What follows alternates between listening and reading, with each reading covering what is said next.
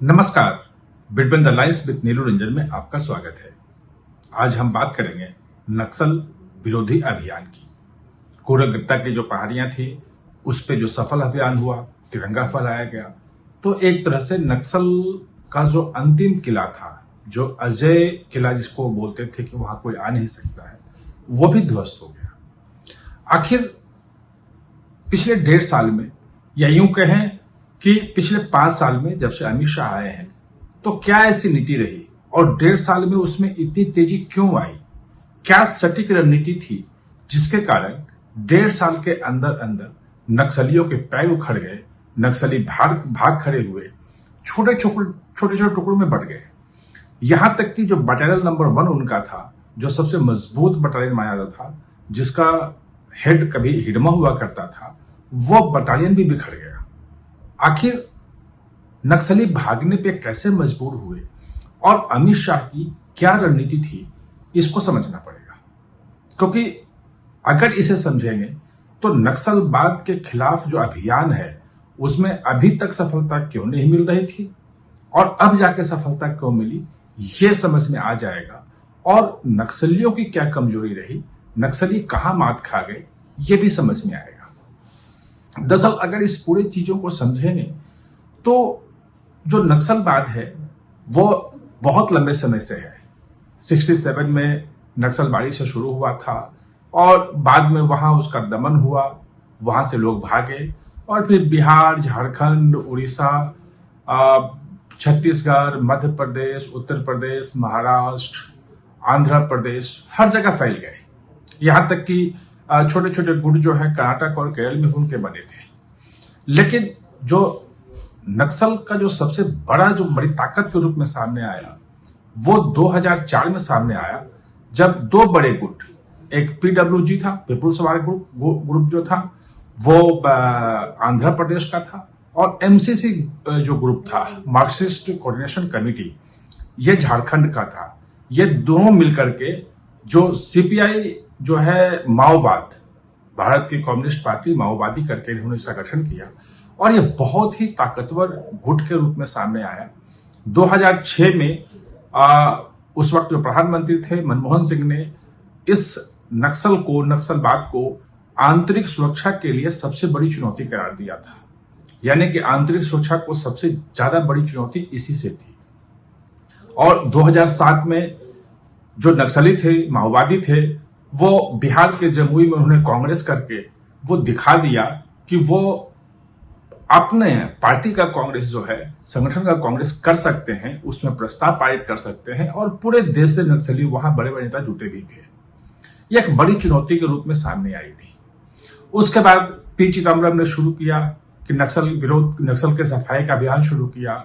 उन्होंने जो थाने लूट लेते थे, पुलिस से हथियार लूट लेते थे, थानों को फोर्टिफाइड करना शुरू किया और फॉरवर्ड ऑपरेशन बेस बनने शुरू हुए कि नक्सल के इलाके में सुरक्षा बलों को भेजा जाए, वहां फॉरवर्ड ऑपरेशन बेस बनाया जाए और वो आगे जाके नक्सलियों के खिलाफ ऑपरेशन कर सके।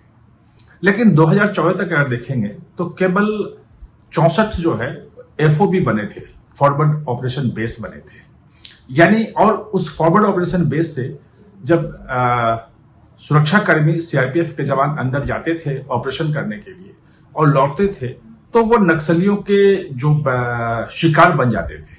2010 में आपको पता है एक बार में 75 सीआरपीएफ के जवानों को नक्सलियों ने घेर के मार दिया था। उनके ट्रैप में फंस जाते थे सीआरपीएफ के जवान।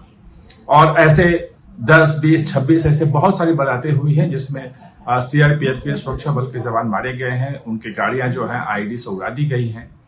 2014 के बाद जब मोदी सरकार आई तो एफओबी बनाने की प्रक्रिया थोड़ी तेज हुई और लगा कि भाई एफओबी बनाना चाहिए, लेकिन उतनी बड़ी सफलता नहीं थी। आप देख सकते हैं कि 2017-18 तक भी नक्सली जो है सुरक्षा बलों को निशाना बना करके मारते रहे थे। लेकिन उसमें परिवर्तन आया तब जब अमित शाह जो है वो गृह मंत्री बने और उन्होंने जो एफओबी है, जो फॉरवर्ड ऑपरेशन बेस है, उसको नक्सल विरोधी अभियान का एक मुख्य हथियार बनाया। और उसको उन्होंने क्या किया कि जो सुरक्षा गैप है, जो सिक्योरिटी गैप है, और जिसके कारण नक्सली फ्री घूमते हैं, अपनी मीटिंग करते हैं, उनकी जनताना सरकार चलती है। करीब बहुत सारे गांव उसके बिल्कुल अंडर में आते हैं, जहां पे कोई पुलिस वाला, कोई पटवारी, कोई सरकारी कर्मचारी पहुंच नहीं सकता है। और वो सारे जो हैं मोबाइल के टावर उड़ा देते थे, स्कूल जला देते थे, और जिसको जो चाहते थे वो एक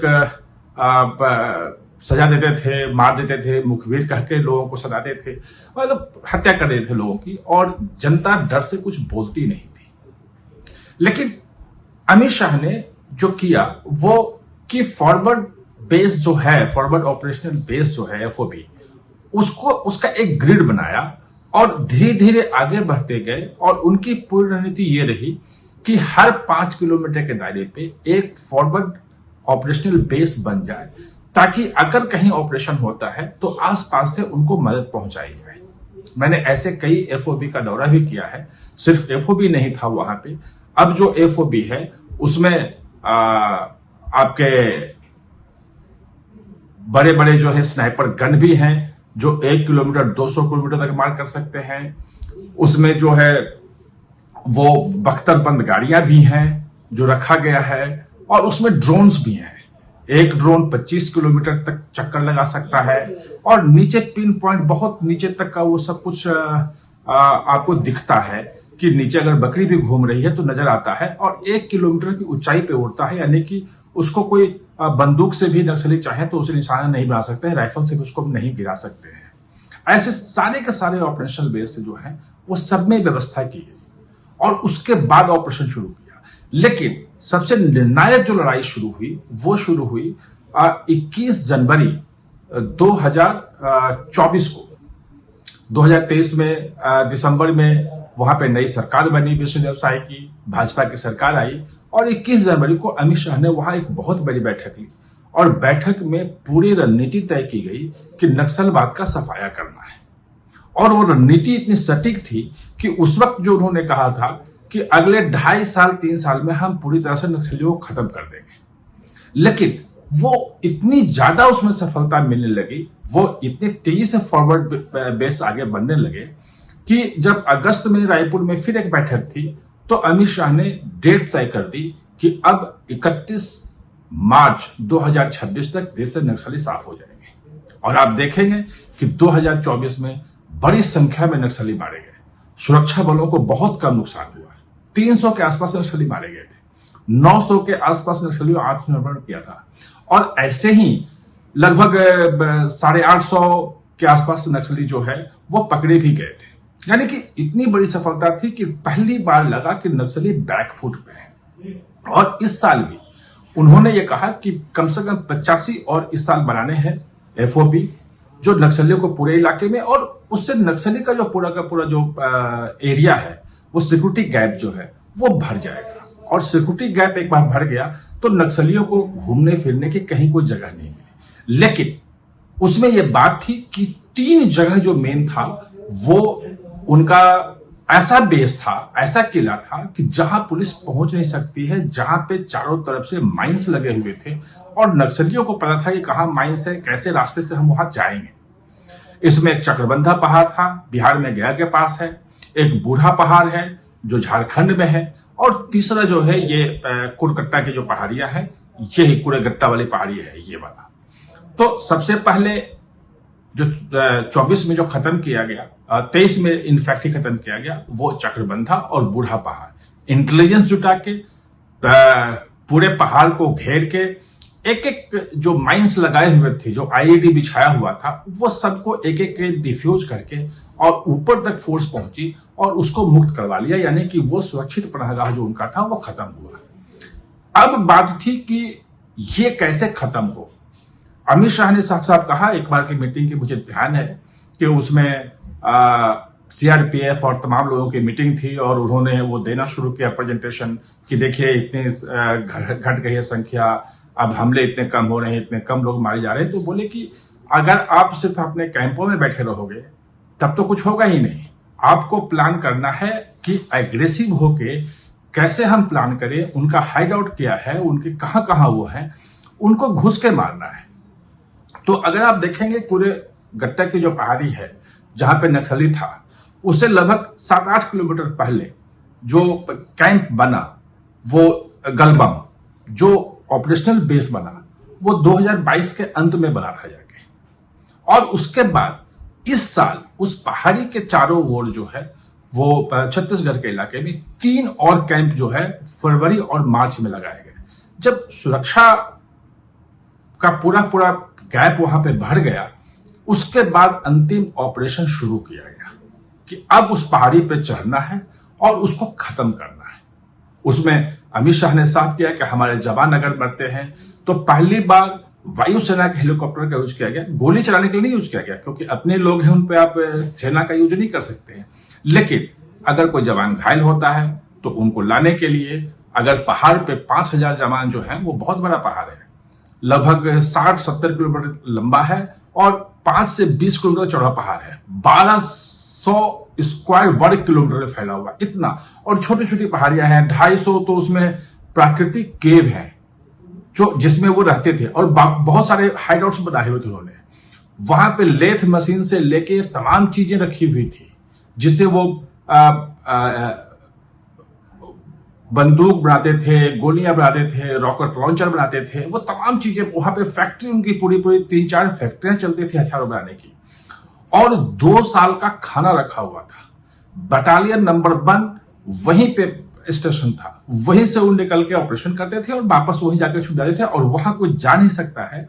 आप सोचिए कितना मुश्किल था वहां जाना, कि चारों ओर 450 आईडी जो है वो डिफ्यूज किए सुरक्षा बलों ने, तब जाके वहां ऊपर पहुंच पाए।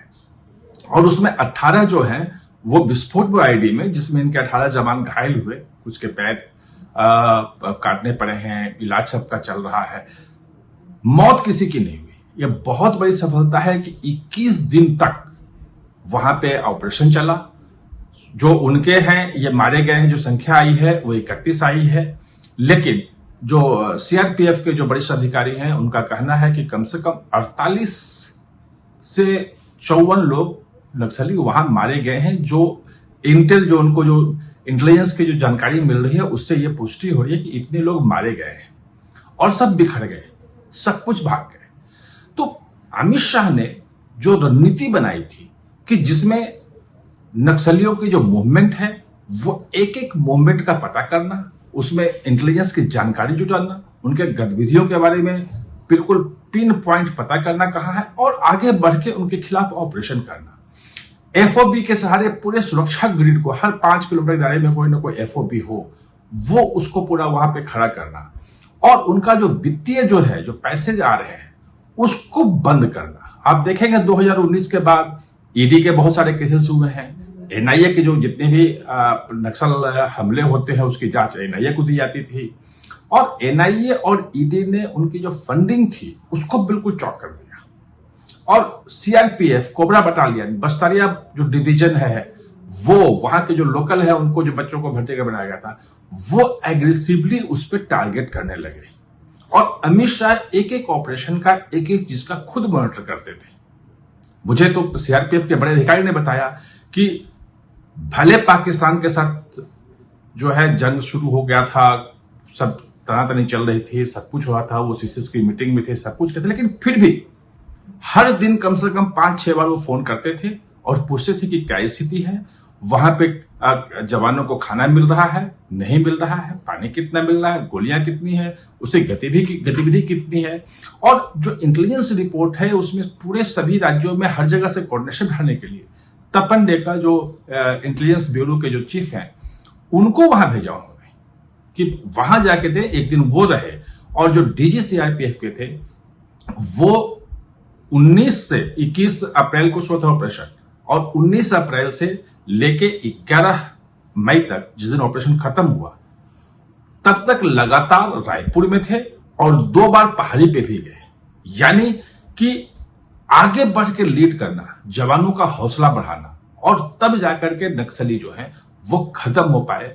तो ये अमित शाह की एक सटीक रणनीति थी, जिसके तहत 1970 के दशक से जो आतंक, नक्सलवाद का जो लाल आतंक था, जो हत्याएं हो रही थी, जो उन्होंने बिल्कुल अपनी जनताना सरकार बना रखी थी, तिरुपति से पशुपति तक उनका पूरा लाल जो है कॉरिडोर कहा था कि हमारा जो है ये रेड कॉरिडोर है, जिसमें नक्सली पूरा फ्रीली घूमते थे और जब चाहे तब जो है हमला करते थे। वो पूरा का पूरा खत्म होगा, ध्वस्त हो गया। आज नक्सली भागे भागे फिर रहे हैं। 5 बार उन्होंने चिट्ठी लिखी है कि हम बातचीत करना चाहते हैं और सरकार कह रही है कि हथियार रखो, उसके बाद हम बातचीत करेंगे। उसके जो सिंपैथाइजर हैं, सहानुभूति रखने वाले जो हैं लोग, वो वहां रेवंत रेड्डी से मिलकर गुहार लगा रहे हैं कि ऑपरेशन बंद किया जाए, आप लोग दबाव बनाए। राहुल गांधी से मिले कि दबाव बनाए। लेकिन जो छत्तीसगढ़ सरकार है, जो अमित शाह है, जो केंद्रीय गृह मंत्रालय है, वो कुछ नहीं सुन रहा है। उनको पता है कि हमारी रणनीति बिल्कुल सफल रही है। इस रणनीति के तहत अगले 4-5 महीने और हमने एग्रेसिव ऑपरेशन किया तो जो छोटे छोटे टुकड़ों में भागे हुए जो नक्सली हैं वो भी पकड़े जाएंगे, उनको भी खत्म किया जाएगा और हो सकता है कि 31 मार्च 2026 का इंतजार न करना पड़े। इसी साल अक्टूबर या नवंबर तक नक्सलवाद के पूरी तरह खत्म होने की घोषणा कर दी जाए। आप हमारे साथ चर्चा में जुड़े, इसके लिए बहुत बहुत धन्यवाद।